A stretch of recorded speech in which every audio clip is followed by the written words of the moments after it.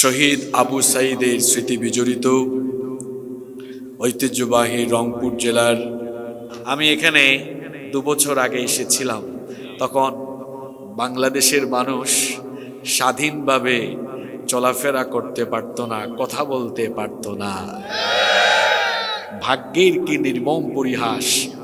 যারা মানুষের বাক স্বাধীনতা কেড়ে নিয়েছিল, যারা স্বৈরাচারী জুলুম নির্যাতনের জাতাকলে এদেশের মানুষকে পিষ্ট করে গোটা দেশকে কারবালার ময়দানে পরিণত করেছিল, ভাগ্যের কি নির্মম পরিহাস!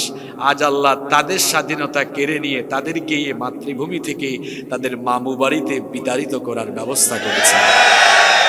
আর বাংলাদেশের মানুষকে এই স্বপ্ন দেখিয়েছে রংপুরের আবু সাঈদ। আপনার আবু সাঈদের এলাকার মানুষ। আমি গত সপ্তাহে আবু সাঈদের বাড়ির পাশে মাহফিল করে গিয়েছিলাম। আবু সাঈদ হচ্ছে বাংলাদেশের একটা দামাল বীর ছেলে। আবু সাঈদ স্বৈরাচারীদের লালিত পালিত গুন্ডা বাহিনী, তাদের পেটুয়া গুন্ডা বাহিনী, পিস্তল বাহিনীর সামনে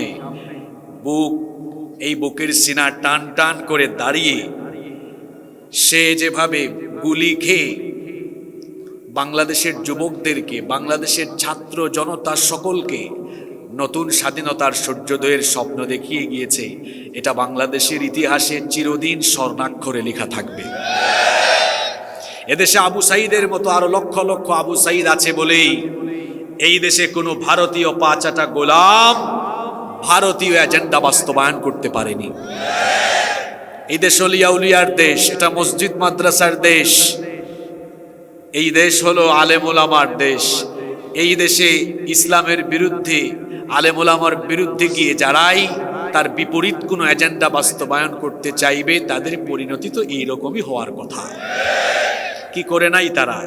গত 1.5 যুগ ধরে তারা অসংখ্য আলেমদের গায়ে হাত তুলে অসংখ্য আলেমদের চোখের পানি তারা ঝরিয়েছে, আয়নাঘর বানিয়ে সেখানে মানুষকে নির্যাতন করেছে। গোটা বাংলাদেশে নির্যাতন নিপীড়নে মানুষগুলোকে তারা দিশেহারা পেরেশান করে ফেলেছে।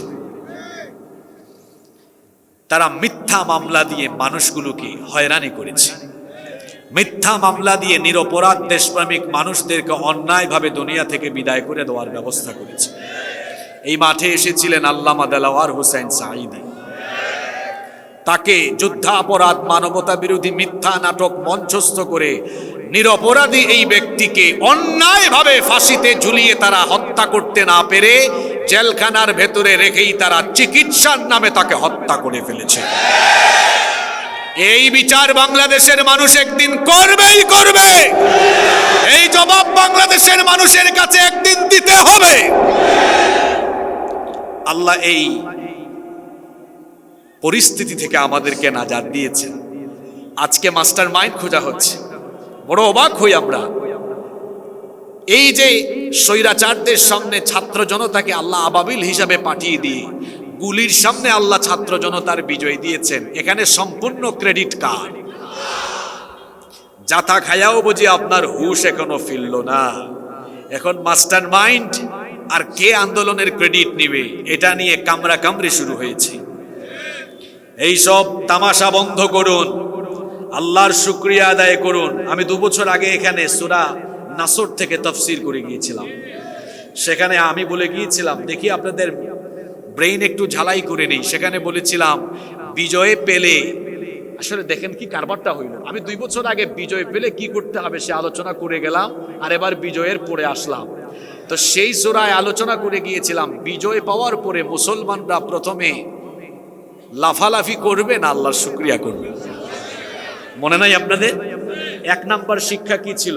ইন্নাল হামদালিল্লাহিল্লাযী বিনি'মাতিহি তাতিম্মুস সালিহাত আল্লাযী 'আল্লামাল কুরআন وأكرمنا بالإسلام وأنعم علينا بالإيمان نستغفره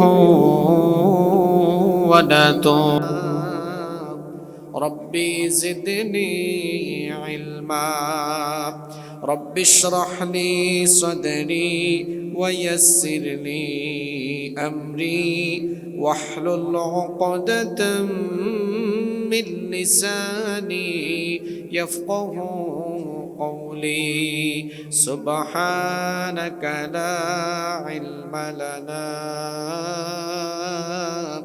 إلا ما علمتنا إنك أنت العليم الحكيم صدق الله العظيم وطبيب أرواحنا محمدا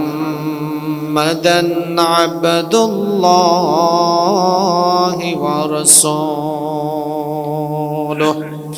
أرسله بالحق بشيرا ونذيرا وداعيا إلى الله بإذنه وسراجا وقمرا منيرا